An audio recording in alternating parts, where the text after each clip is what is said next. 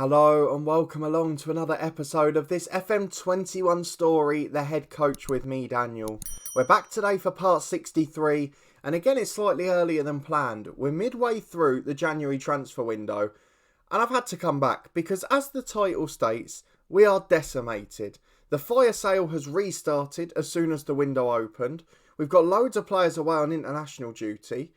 And as we finally look like we might be able to compete for a place in the top 7 and for Europe, it's all getting stripped away from us. So if you're looking forward to finding out why and seeing where my frustration lies, please do put a thumbs up on the video. Subscribe down below for daily FM21 content from 2 long-term stories. And of course you can catch up with all the playlists in the eye above, as well as the link over to the podcast channel. Thank you again for your incredible support. And I think you'll probably see from this screen why I'm frustrated. Now, we all know when we were here in recent episodes, Ant Folwell was banging the goals in. And as you can see, the top scorer is now Moussa Djenepo on 6, which tells you what's happened. Let's go and have a look at the transfers before anything else, because it is absolutely astonishing. And it's not just what you think it is. They're rejecting offers for Tsimikas and for Walker Peters. They're trying to pre-agree a deal for Kurt Zouma in the summer, who is 32 and not at his best, but that's up to them. They have pre-agreed the deal with Stephen Hilton, of course, but we'll never get to see him. If we go to the history, though, no players in this January, 5 first-teamers out, and a youngster as well to Luton Town. So, Leon Pambu was first, £4 million to Swansea, the young centre-half. He wasn't that good tactically. He was a good player in terms of their coach reports, but I never really fancied him. So to get that money in, he's got all the key attributes, but hasn't got the full game, can't play out from the back, and as a result, he's moved on to Swansea. After that, we've got Guido Rodriguez, another one who was on the transfer list by request. He moves to San Lorenzo for £2.5 million. I mean, what a waste of money he turned out to be. They paid £5.5 million last January. He made 4 league sub-appearances. And in this season, not played a game. Gone away again now, but £2.5 million for him. Eric Pulja, £1.3 million to Boca Juniors. Good move for him, the Chilean, 32 years of age now. And again, was declining heavily, barely made an appearance this year, but was a good servant for the football club. Further on is Arthur Lopez, who goes to Luton Town, the 20-year-old American fullback, only 30 grand up front. He was never going to make it, in truth. But then, Matt Crocker did us dirty, because just before he sold Ant Folwell to Manchester City for £71 million, he loaned out our only other top-quality striker in Daniel Lucero. We've still got Kovnacki, who hasn't scored all season and is unhappy. But Lucero goes to Anderlecht. They're paying all 72 grand a week of his wages and a big loan fee. But he was our next best striker. It does not make any sense. The final one, of course, is Ant Folwell. £71 million to Manchester City. This season, he had scored 14 goals in 18 league games. And now we've lost half of our goals, just like that. If we go and have a look at the squad very quickly, and I'll show you the unavailable players, it's the African Nations Cup. And have a guess which side in the league has got the most players that qualify for the African Nations Cup teams. That's absolutely right. It's Southampton.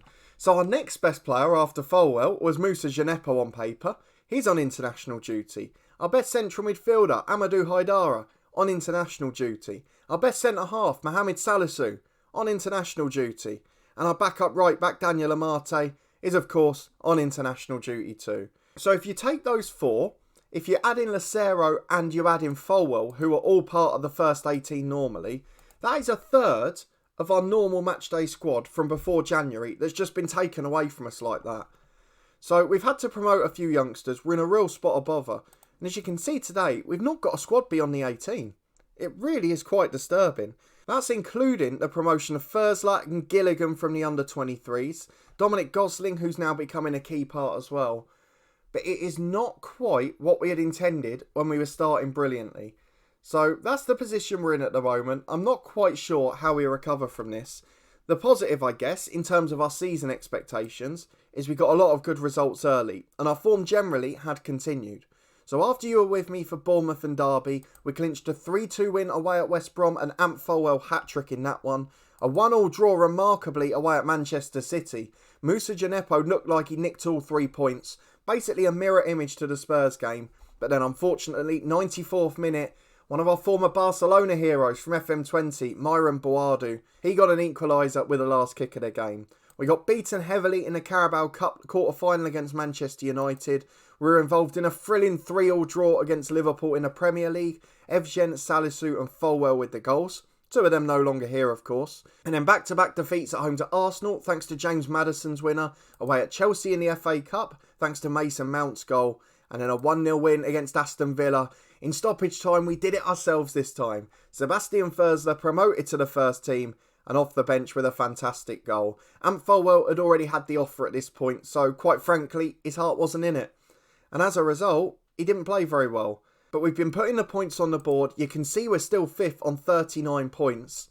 And we're 8 points clear of 8th, which if the FA Cup and League Cup go to plan, makes you think that we could qualify for Europe. But the way we've decimated this squad now, I don't see how we can hold on. So we're going to go and get into the first of today's two games. Leeds and Leicester are the two matches. And I'm desperately hoping before the end of this episode, we will have an offer for someone. Because if not, we're in big trouble. We've only got one striker. So it's Southampton v Leeds. It would have been a home banker until a few weeks ago. But now, I don't really know what to predict. This is the lineup we've gone for. We've got absolutely no choice in terms of the squad. But we can obviously rotate the 18 around as we feel best. So I've tried to stick with those who were in the first team before. And we've just got to gamble. So Kovnacki has to play up front. We don't have any other options really. Only Gilligan and Vargas as makeshifts off the bench. And Giroud as well. But the back five, bar Salisu, is untouched. So there's still a little bit of defensive solidity. It's Odyssey's in goal. Bernardo and Walker-Peters the fullbacks. Walker-Peters getting loads of offers. So far they've been rejected. If we lose him, we're going to be really short because we haven't got a backup right back that's at the club at the moment. Amati's on international duty. Stark and Bednarek are together at centre-half. Bednarek getting a run in the team, of course, now. Travis in for Haidara alongside Ward-Prowse. Volkov, Evgen and Kampe's the attacking midfield three. And David Kovnacki up front on his own and has to find scoring form at some point. No one in this team now has more than 5 goals. And that's going to be a concern today. Into the game we go. Southampton v Leeds. Can we keep up the good form with half a squad? Let's go and find out. Well, here we go. Leeds United still got Calvin Phillips in that squad.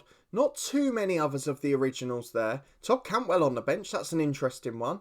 But otherwise, it's all focused on Southampton. Can this depleted squad get anything out of these games? Because if we go and have a bad January, I mean, you've seen it in real life. Thankfully, we're on 39 points now. But Southampton were top in November in the Premier League. And then they drop like flies after 2 months of poor form. As Kampe's gets the ball into the box, Kovnacki's up. And that's the one thing we desperately need today. Whether it's a win or a draw, we need a Kovnacki goal. As Travis loses out in possession. Falls for Thakon on the right hand side. Good challenge Bernardo, but falls for Gomes. They're keeping it quite comfortably, Leeds here. You've got to say, even this early on, there's not that same intensity, that same bite. There's not the same comfort in possession. Travis to Haidara, defensively, just as good. Going forward, not got the same ability on the ball. Odyssey's forces a good save there. Excellent work from Leeds on the wing, and we have to be at our best. We're switching off, we're getting caught out, and a draw I'm starting to think would be a good result. As the corner comes into the back post, Odyssey's claims it. Now can we counter at speed? Can we get out quickly? Have we even got any pace up there? Volkov's probably the man. He brings it down on the right. He's going to try and beat the fullback. Skins him, cuts inside. There's 3 in the box. One of them's Kampe's, and he's headed it in. Neri Kampe's. Step aside, Ant Folwell, and come on in. Brazilian wonder kid, Neri Kampe's. Volkov with the cross. Brilliant work from him. He's got the only outlet of pace on the counter, really. And he's produced a great assist there as Ward-Prowse puts the free kick in to the back post. Headed away as far as Evgen. Down on the edge, tries to shoot. And it's blocked and cleared away. Castrati will chase it, but Bernardo gets there first. Walker-Peters to Ward-Prowse. Back to Stark at centre-half. Can we get rid of the ball? Oh, he's giving it away. And now they're 2-on-2. Good challenge by the left centre-half, Bednarek. Gomez slides it in though. Castrati's there. And Odyssey's yet again. I mean, that's 2 chances that Castrati has missed inexcusably. But Odyssey saves the day. It's 1-0 to Southampton. We'll take this all day.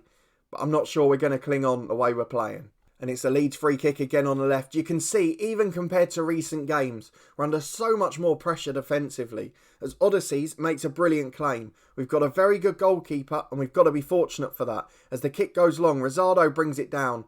I mean, Kovnacki, you've got to give it to him. He's not actually match fit either. Hasn't really even been playing for the 23s because I'd been keeping Lucero fit as the backup. And now Volkov's got an injury, but he picks it up on the right. Into Travis! And his shot's over the bar. I've got to rest Volkov now. Pulled knee ligaments. He's going to be out for weeks. I don't even know who I can bring on. It's going to have to be Vargas, I think. He's the only first teamer that can really play out there. So on he comes. 10 minutes to half time. And our squad depth crisis worsens with another injury. In fact, on that note, as we reach half-time, I think it is the first ever time I've had a crisis squad-wise that's not been injury-caused in terms of shortage of players, where it's because we've got 4 on internationals, 5 that have been sold, now the first one that's injured, as Ward-Prowse has got a free kick on the right. We've been outplayed in this game, but we'd love a smash and grab, as Bednarek heads a great chance over. The expected goals is in Leeds' favour. The game generally has been in Leeds' favour. But we still lead at the hour mark, and these boys just never give up. So hopefully we can cling on for this 30 minutes. We are going to go and make a couple of changes though. Evgen is going to be replaced in the number 10. I don't know who by though, because it would be Giroud. But he's going to have to come on up front, I think. In fact, we'll leave Kovnacki up there to get fit. So Giroud will come on as the number 10. And we'll leave the last one another 5 or 10 minutes. We've got a corner kick, and we've got a very tired Campese on the left wing. As Ward-Prowse puts the corner in. Travis up. Stark's there. First one's blocked. Second one, it's the bar.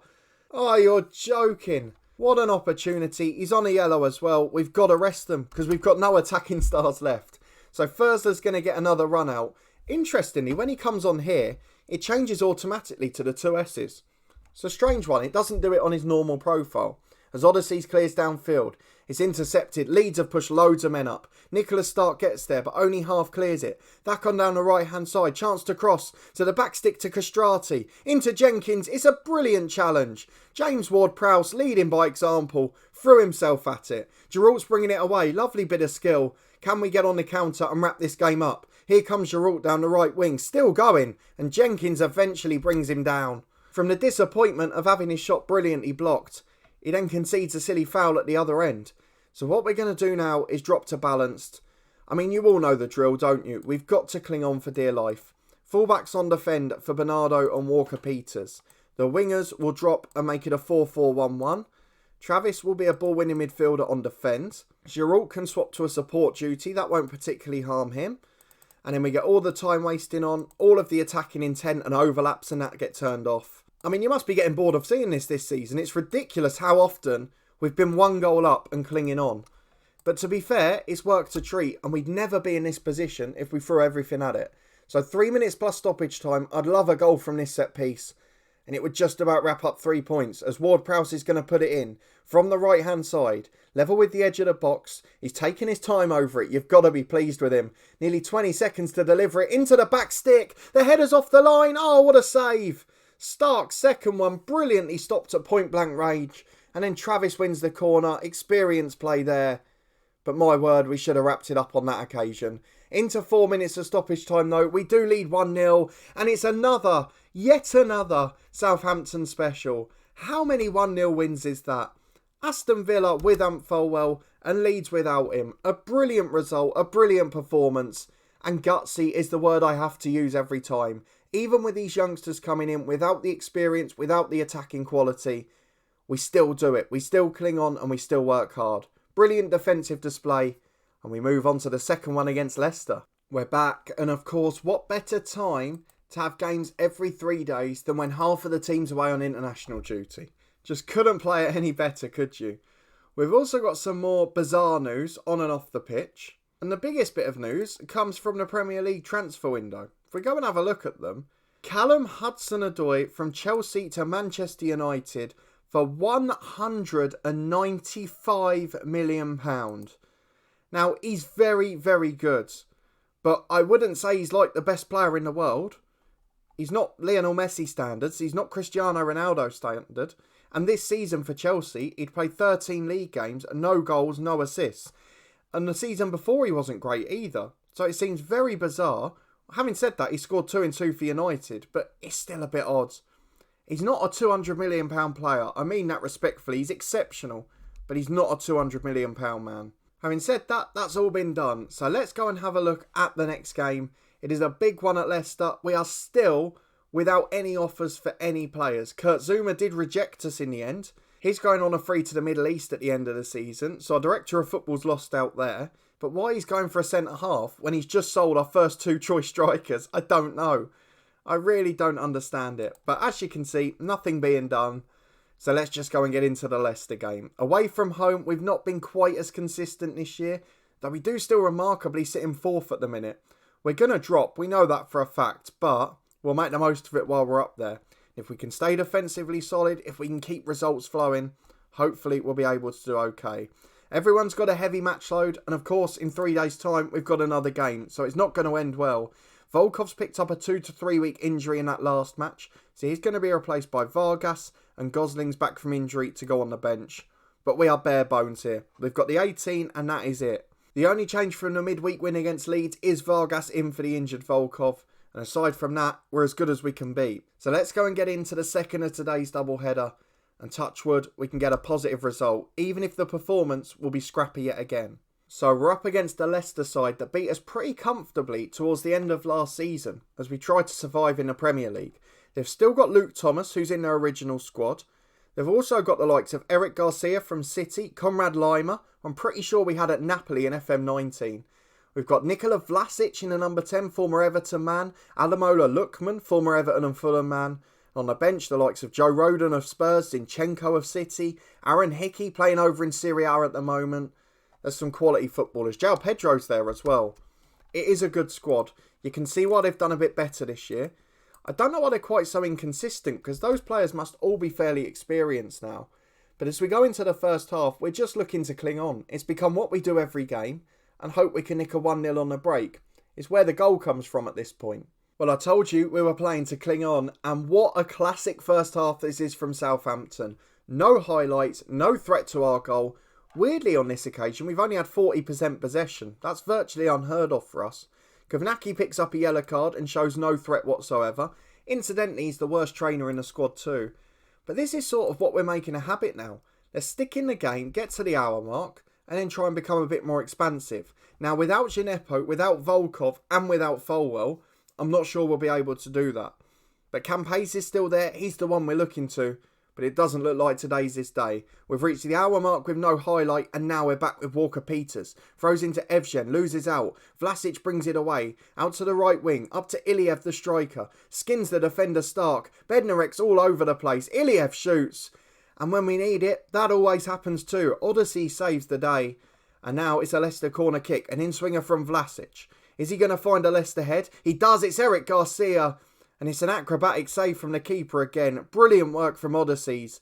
The number of points he's won us this year has got to be in double figures. As Vlasic puts another corner in. Stark heads away this time. And it looks like we're clinging on. As Lookman picks it up on the left. Are they going to make something of it? Or are they going to be forced back to Roberts? And it is petering out. We've done exactly what we need to. 20 minutes to go. Let's go and make a couple of changes. Kovnacki's been awful. Evgen's been awful. And Travis is knackered. So they're the 3 subs. Kovnacki can only be replaced by Giroud, really. We've got Gosling, who's going to come on for Evgen as the number 10. And Ward-Prowse will be replaced by Gilligan. They'll have to swap sides because Gilligan is left-footed. So then Ward-Prowse will become the deep line playmaker. And Gilligan, if I get him in the right position, will become the Mazzala. In fact, box to box, he's now 3-star. So we might give him a go. He did score that screamer in the cup, didn't he? Against Liverpool about this time last year. So let's see if he can do it this time round. 15 to go. We're clinging on again. And 0-0 would be a great result as Walker-Peters throws in. Vargas has been shoved by Thomas. And we're going to VAR. Now, he fell outside the box. But I wonder, was the initial push inside? Because if it is, we could be about to smash and grab our way to another classic 1-0 win. The problem I've got is most of these players are absolutely shattered. And we've got another game in 3 days and no squad to rotate with. But what's the referee giving here? Because 6 points out of 9 would be great. Penalty awarded. I don't even know who's going to take it now. Still Ward-Prowse, I think. But after 76 minutes of defensive, solid, gutsy, scrappy play, James Ward-Prowse gives us the lead. It is classic Southampton. I tell you what, we have played brilliant football at most clubs in this series. But here, we are becoming 1-0 specialists. And I can't lie to you, I absolutely love it. To be backed to the wall, to be so solid defensively, And to produce this effort time after time, the concentration it requires, the experience you've got to show. And that's the one thing we've got in our favour defensively. So let's go and get Gilligan back to a deep line playmaker as well. Let's pull the wingers back. Let's just try and get into it. Campeza's got an injury now as well. We can't take him off, but we're just decimated. That's the whole front four gone if that happens. So 4-4-1-1. We're going to drop to a balanced mentality.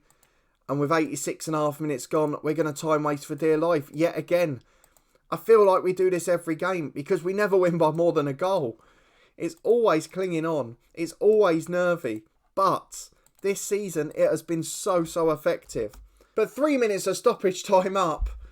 And we've done it again. 1-0 Southampton. Get your 1-0 to the Arsenal song out because it is 1-0 to Southampton every single week. That's 3 in a row now. And I've got to go and check how many we've won this way this season because it's astonishing. I don't think I've ever had a team, I've said this before, that's not elite level that has been able to win and be so defensively solid in FM. And it's not like we're backs to the wall with a back four. The wing-backs are playing on wing-back support duties. It just works a treat. I'm so proud of this team. And we'll go and see where it leaves us. Neri Campay's out for 1 to 2 days, so we shouldn't miss him too much. He is still slightly improving, the wonder kid. But we have, after those 2 1-0 wins, gone up to 3rd place in the Premier League. We've played more games than Chelsea and City, who will overtake us eventually. Tottenham probably will, and we will start to drop. But given the players we're missing, given the fact we've only got 18 fit players, it's an astonishing achievement. I don't know quite how we're doing it. It's a very good goalkeeper and the odd moment of magic, I think. But we've said this before, and one of you joked about it in the comments early on. James Ward-Prowse on set pieces, whether it's penalties, corners, free kicks, is so reliable and we get so many goals from it. So let's go and have a look at the schedule to see when we're next going to be back. With those 3 1-0 wins, I make it 7 for the season. We've also got a 0-0 in there as well. But it's just absolutely brilliant. It's so gutsy. It's so hard working. What we're going to do is we're going to come back about halfway between now and the end of the season. So we'll have the 2 games in March. Be 2 of those 3. Burnley, Brighton and Sheffield United. And then we'll obviously have our youth intake as well, which we had the preview for between the last episode and now. And I can only warn you, it's probably not going to be very good. I don't know what it is we've done to kibosh Southampton. So many brilliant youngsters at the club. So many wonder kids. So many brilliant players through the academy. And you know they've got a development line for 10-15 years. And this is now a mediocre group of players. What I'm hoping for is that it will be 1 or 2 brilliant players and then a team of poor ones. Rather than just a full team of average ones. But we'll wait and see what turns up. As it is though, our astonishing run continues. We are running out of legs, we're running out of players very quickly. And if our director of football doesn't spend some of that budget on deadline day, we are going to have a bit of trouble soon. But we'll keep the faith, we'll hope the signings are coming later on. And hopefully next time I'll be introducing some new stars when we come back with Southampton in the Premier League. But if you did enjoy that one, those 2 brilliant 1-0 wins, you can't beat it as a manager really. Please do put a thumbs up on the video. Subscribe down below for daily FM21 content from 2 long-term stories. Let me know in the comments what you think of these displays. It's happening far too frequently for it to be a coincidence. These boys have got into a great defensive habit and hopefully they can keep it up to the end of the season because it could end up being a very special year against all odds. You can catch up with all the other playlists across the channel in the eye above, as well as the link to the podcast channel full of football content too. And I'll see you next time for another big episode with Southampton, as remarkably, we continue to chase a European place. Fingers crossed we'll have some new signings too. I'll see you there.